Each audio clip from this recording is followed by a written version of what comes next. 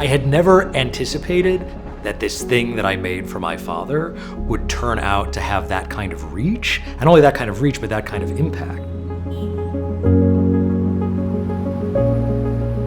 I come from a long line of doctors. My grandfather was a famous doctor, both of my parents, my wife, aunts, uncles. I'm the disgrace that never went to medical school. I've spent my career in the video games industry.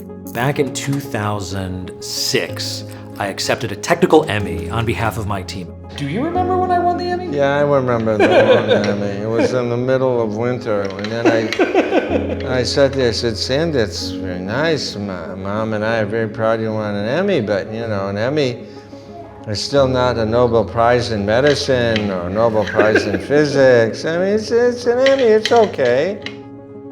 My father is an anesthesiologist. He said, all right, Sam, you're too old to go to medical school. At least put all this gaming nonsense to good use. Make me a game to train my colleagues to do a fiber optic intubation. 2 years later in 2014, he calls me up and he goes, hey, Sam, how many people downloaded the app? I went and I looked, and we had 100,000 doctors, nurses, and airway specialists who'd been playing on this little game I made for my father, which is tremendously fulfilling. That's the power of Google Play, right? Word of mouth, and a game can really take off. This was the motivation for starting Level X.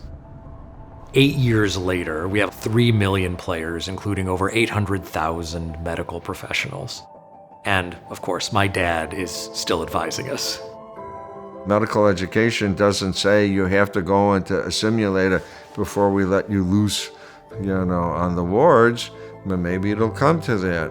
But certainly having something in your pocket that you could practice on helps.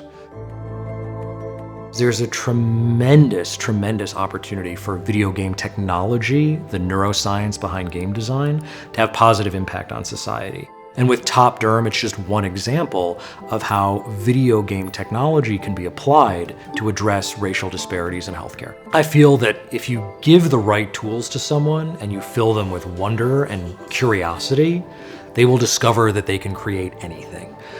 This is what happened to me, and this is what I hope happens for my children.